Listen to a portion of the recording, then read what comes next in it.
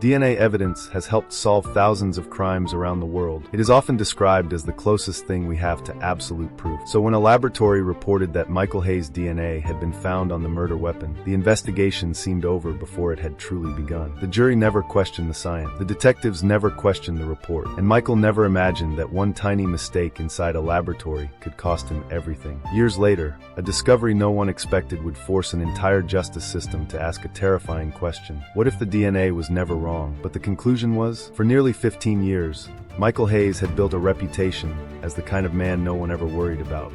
At 38 years old, he worked as a biomedical equipment technician at St. Andrew Medical Center in Columbus, Ohio.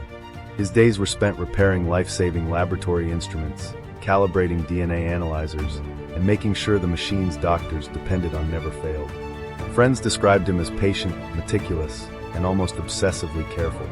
He coached a neighborhood youth baseball team on weekends, volunteered at local science fairs, and lived a quiet life with his wife, Emma, and their 8-year-old son, Noah. If someone had asked his neighbors to name the least likely person to become the center of a murder investigation, Michael's name would have been mentioned first. Every weekday began almost exactly the same. At 6:15 each morning, he stopped at the same small coffee shop, exchanged a few words with the barista who already knew his order, and drove the same route to the hospital. His work rarely attracted attention, yet it quietly protected thousands of patients. A single calibration error inside a laboratory machine could change test results across an entire hospital, and Michael understood that responsibility better than anyone. Precision wasn't simply part of his job, it had become part of his personality. What Michael couldn't possibly know was that, only a few miles away, another ordinary morning was about to become the beginning of one of the city's most controversial homicide investigations. By sunset, detectives would be collecting forensic evidence from a violent crime scene. Within 72 hours, that evidence would produce a DNA result so convincing that investigators believed the case was already solved. They had no reason to doubt the science. Neither did the prosecutors. Neither did the jury that would eventually hear the case.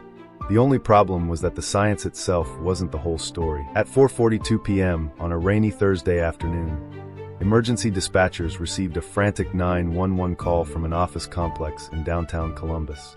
The caller could barely speak through panic. A well-known biotechnology executive, Daniel Whitmore, had been found unconscious inside his private office. By the time paramedics forced open the locked door, it was already too late. The room showed signs of a violent struggle. A shattered glass award lay on the floor, office furniture had been overturned, and blood covered part of the polished hardwood. Detectives quickly realized they were not dealing with an accident. It was a homicide. Within hours, the crime scene became a maze of flashing cameras, forensic specialists, and evidence markers. Every fingerprint, every fiber, every drop of blood was carefully documented. Investigators followed standard forensic procedures, believing that modern science would identify the killer. Surveillance footage from the building revealed only fragmented movements through hallways. Several cameras had blind spots, and heavy rain had obscured exterior footage. Witnesses offered conflicting accounts. Some reported hearing raised voices before the murder, while others insisted the building had been unusually quiet. With no clear eyewitness and no obvious suspect, the investigation depended almost entirely on forensic evidence. 2 days later, the laboratory completed its first round of DNA testing. Detectives gathered inside the investigation room as the lead forensic analyst opened the sealed report. The atmosphere was silent. One sentence changed everything. A DNA profile recovered from the murder weapon appeared to match Michael Hayes. The detectives stared at the report in disbelief. None of them had ever heard his name before. He had no criminal record, no known connection to Daniel Whitmore, and no apparent motive. Yet the laboratory's confidence level was extraordinary. On paper, the evidence looked almost impossible to challenge. Across town, Michael finished another routine shift at the hospital. He joked with co-workers before heading home, completely unaware that his life had already begun to unravel. While he helped his son finish homework at the kitchen table that evening, investigators were quietly building a murder case around him. Search warrants were being drafted. Surveillance teams were reviewing his daily routine. Prosecutors were preparing to argue that the DNA evidence alone could place him at the center of one of the city's most shocking crimes.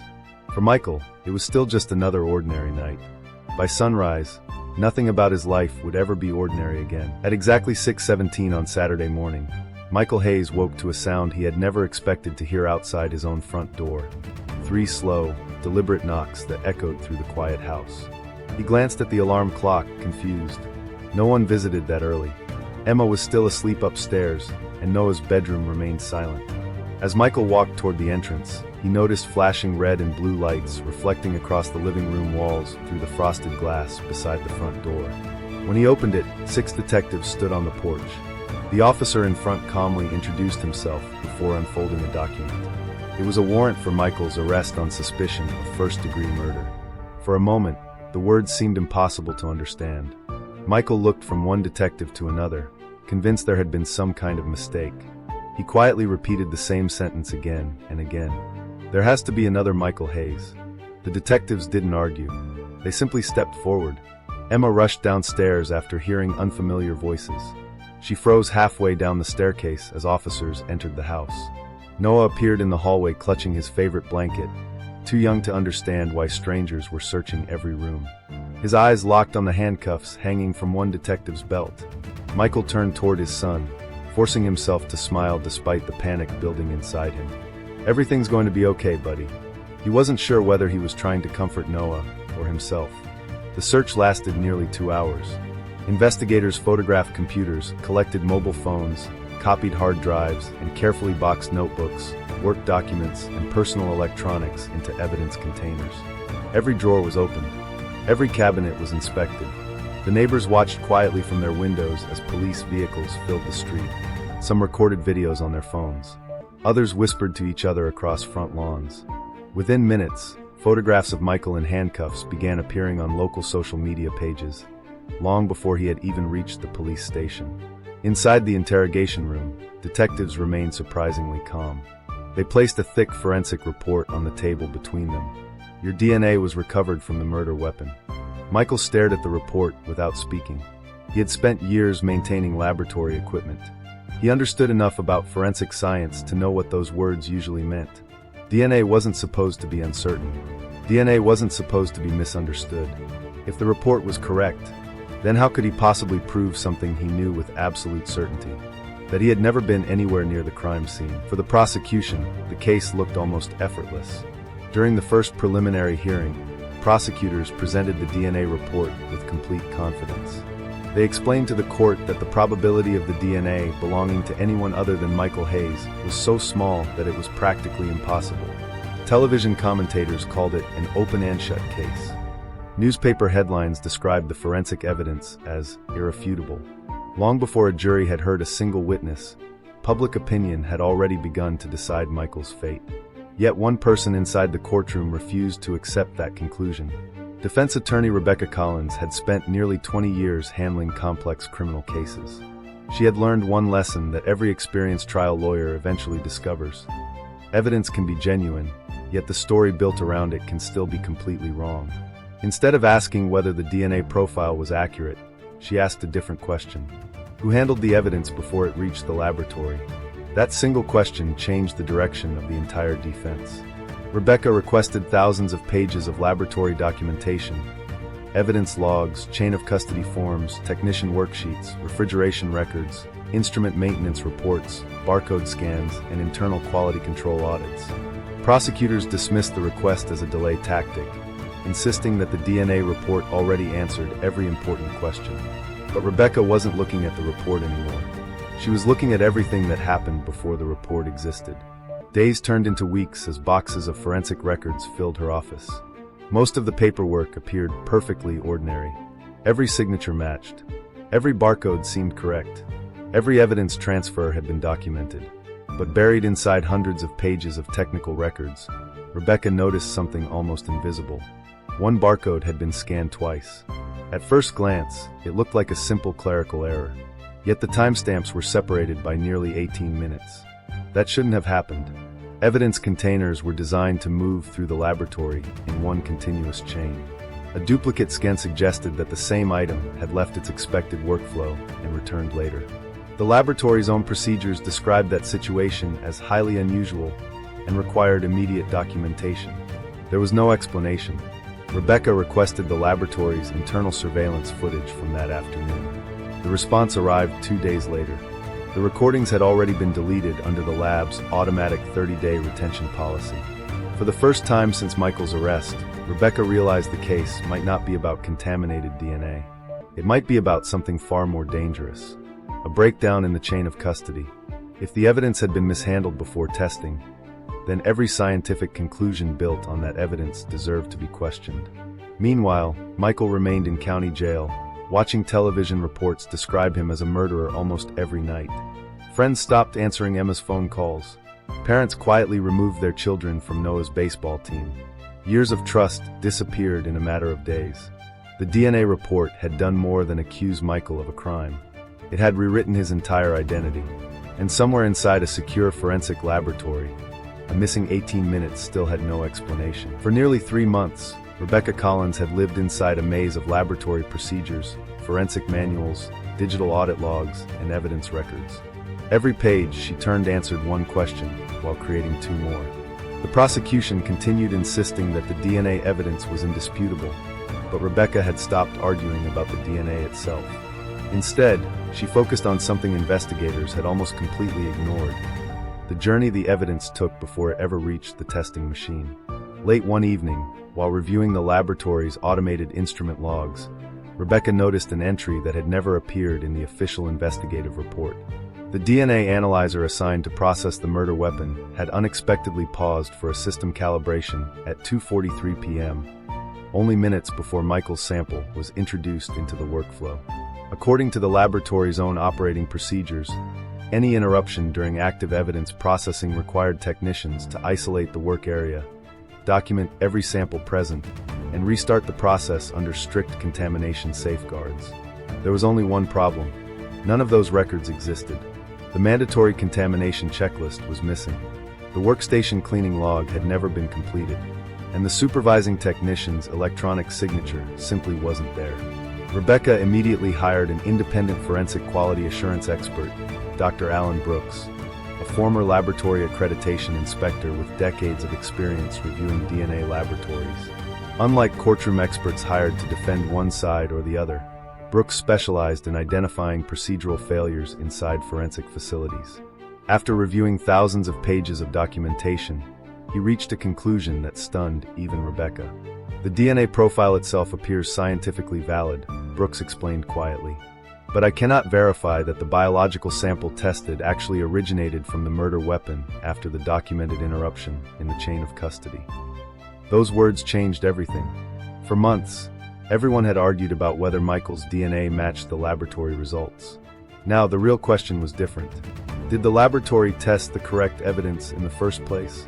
The possibility was almost unthinkable.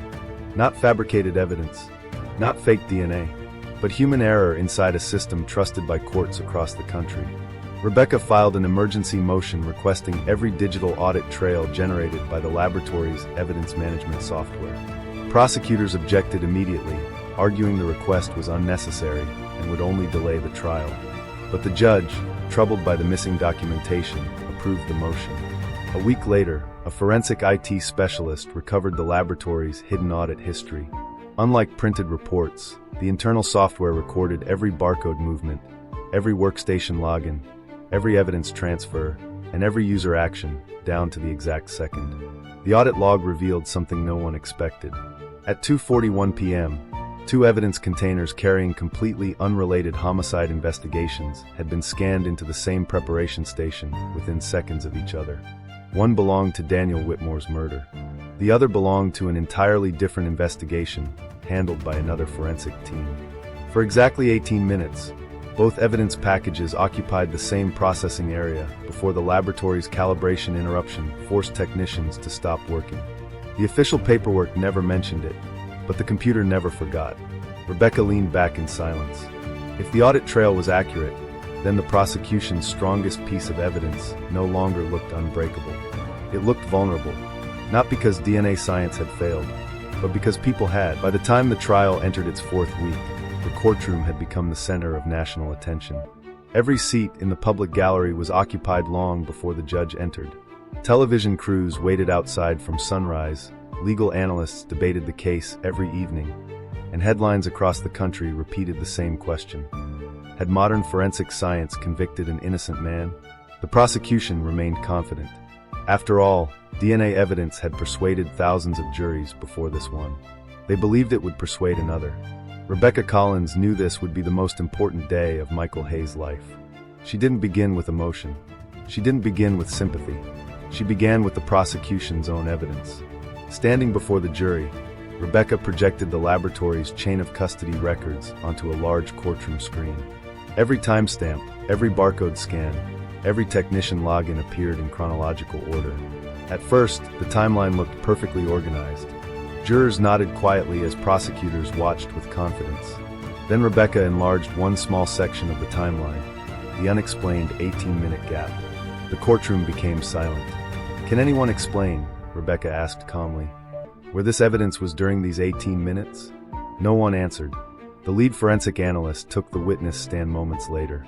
For years, he had testified in criminal courts as an expert whose opinions were rarely challenged. Prosecutors expected another straightforward explanation. Instead, Rebecca asked only one question.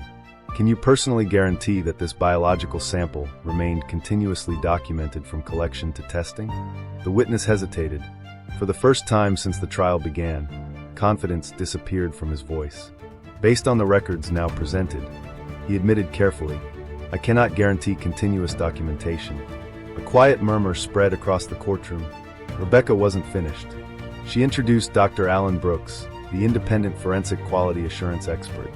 Rather than criticizing DNA science itself, Brooks explained something far more important to the jury. "DNA analysis is one of the most reliable scientific tools available," he testified. "But reliability depends on the integrity of the evidence before it reaches the laboratory instruments. If the chain of custody cannot be fully verified, the scientific result cannot answer the legal question of whose evidence was actually tested." The distinction changed the entire trial. For weeks, jurors had believed they were deciding whether DNA science was trustworthy. Now they realized they were deciding whether the evidence had been handled correctly before science ever entered the picture. The prosecution attempted to recover. They argued that a missing record didn't prove contamination. They insisted the DNA report remained scientifically accurate. Rebecca agreed. Then she spoke the sentence that would define the trial. "Ladies and gentlemen of the jury, the defense is not asking you to reject science. We're asking you to reject certainty where certainty no longer exists." Every juror looked back toward the digital timeline. The missing 18 minutes no longer appeared insignificant. They looked like reasonable doubt. Michael sat quietly beside Rebecca, hardly breathing. For the first time since his arrest, he saw something he hadn't seen in months. Several jurors were no longer looking at him as though he were already guilty. They were looking at the evidence, exactly as they should have from the beginning. The trial was only 48 hours away from closing when an unexpected email arrived at Rebecca Collins' office. It wasn't from a witness. It wasn't from a detective. It came from the forensic laboratory's newly appointed information security manager, who had been reviewing archived server maintenance records after hearing testimony about the missing 18 minutes. Buried inside an automated system backup was a file that had never appeared in the official investigation. The backup wasn't part of the DNA report. It wasn't even part of the laboratory's evidence management software. It belonged to the laboratory's internal barcode synchronization server, a forgotten computer responsible for recording every scanner movement before information was transferred into the official database. Unlike the printed reports shown in court, this server had never overwritten its raw activity logs. It remembered everything. When forensic investigators restored the backup, thousands of time-stamped entries appeared on the screen. Most of them matched the official records perfectly, but one sequence immediately caught everyone's attention. At 2:42 and 11 seconds p.m., Technician A scanned the murder weapon evidence container. 8 seconds later, the workstation displayed an error. "Barcode read failure, please rescan." Instead of rescanning the same container, another barcode was accidentally scanned from a nearby evidence package belonging to an unrelated investigation. The software immediately linked the biological sample to the wrong evidence identifier. Less than 20 seconds later, the laboratory calibration interruption forced technicians to stop processing. When work resumed 18 minutes later, the incorrect barcode association remained inside the system. No one noticed. No one corrected it, and because the official case management software synchronized only the final barcode association, not the failed scan sequence. The mistake disappeared from every printed report investigators later reviewed. The DNA profile itself had never been inaccurate. The laboratory had analyzed a genuine biological sample. The error was far more ordinary and far more devastating. The sample had been attached to the wrong case number before testing ever began. Rebecca sat in silence as the laboratory engineer explained the reconstruction. "So the science worked exactly as designed?" she asked. "Yes," he replied. "Then the mistake happened before the science even started?" The engineer nodded. "Exactly. It was the answer everyone had been searching for. Not fabricated evidence, not corrupted DNA, not conspiracy, just one unnoticed human mistake inside a trusted system. A mistake that had nearly sentenced an innocent man to life in prison." The next morning, the courtroom fell completely silent as the restored backup logs appeared on the projection screen. For several minutes, no one spoke. Even the prosecution team quietly reviewed the data. Finally, the lead prosecutor stood. "The state moves to dismiss all charges against Michael Hayes." The words echoed through the courtroom. Michael lowered his head into his hands. For nearly a year, he had lived as a man the entire city believed was a murderer. Now, without a single new DNA test, the truth had finally emerged. Not because science had failed, but because someone finally looked beyond the conclusion and examined the process itself. The courthouse steps were crowded with reporters long before Judge Eleanor Watkins entered the courtroom for what everyone believed would be the final hearing. News helicopters circled overhead. Television cameras pointed toward the courthouse entrance. Across the country, millions of people who had once watched Michael Hayes being led away in handcuffs were now waiting to see whether the justice system would admit its mistake. Inside the courtroom, the atmosphere felt different from every previous hearing. The prosecution no longer argued that Michael was guilty. Instead, the lead prosecutor stood slowly and acknowledged that newly recovered digital records had fundamentally changed the reliability of the evidence presented during the investigation. The judge looked toward Michael before quietly announcing that every criminal charge against him was dismissed. The courtroom remained silent for several seconds, as though no one quite knew how to react. Then Michael closed his eyes. Nearly a year of fear, uncertainty, and humiliation ended with a single sentence he had waited months to hear. "Mr. Hayes, you are free to go." As Michael stepped outside the courthouse, microphones were immediately pushed toward him. Reporters shouted questions from every direction. "Do you forgive the investigators? Will you sue the laboratory? How did you survive prison?" Michael paused before answering. "I'm grateful to be free," he said quietly. "But today isn't only about me. It's about making sure this never happens to someone else." His words spread across national news broadcasts that evening. Yet freedom did not erase everything the accusation had destroyed. His position at the hospital had already been filled. Friends who had disappeared during the investigation suddenly wanted to reconnect. Some neighbors welcomed him home. Others still avoided eye contact. The internet never completely forgot the headlines that had once called him a murderer. Even after the charges disappeared, search results continued reminding strangers of a crime he had never committed. Months later, a state commission released an independent review of the forensic laboratory. The report recommended stronger chain of custody procedures, mandatory digital audit preservation, and additional quality assurance requirements for evidence handling. New training programs were introduced, not because DNA science had failed, but because every scientific system ultimately depends on people following careful procedures. Michael never returned to repairing laboratory instruments inside hospitals. Instead, he began speaking at universities, forensic science conferences, and criminal justice seminars. Standing before students and investigators, he often held up a simple evidence barcode. "Technology is powerful," he would tell them, "but justice depends on the people who use it. Every report tells a story, but before you trust the conclusion, make sure you understand how the story began." Years later, many people remembered the case as the trial that questioned forensic procedures. Michael remembered it differently. He remembered the morning his son watched police place handcuffs on his father. He remembered the empty chair at family dinners. He remembered wondering whether anyone would ever believe him again. The laboratory eventually corrected its procedures. The court corrected its verdict. But some things could never be fully corrected, because the greatest cost of a wrongful accusation is not measured in court documents or laboratory reports. It's measured in the ordinary moments of life that can never be given back. Justice is strongest when it is willing to question itself. Scientific evidence can reveal extraordinary truths, but every investigation also depends on careful human judgment. This fictional story reminds us that fairness requires transparency, accountability, and the courage to examine every piece of evidence, not just the conclusions we expect to find.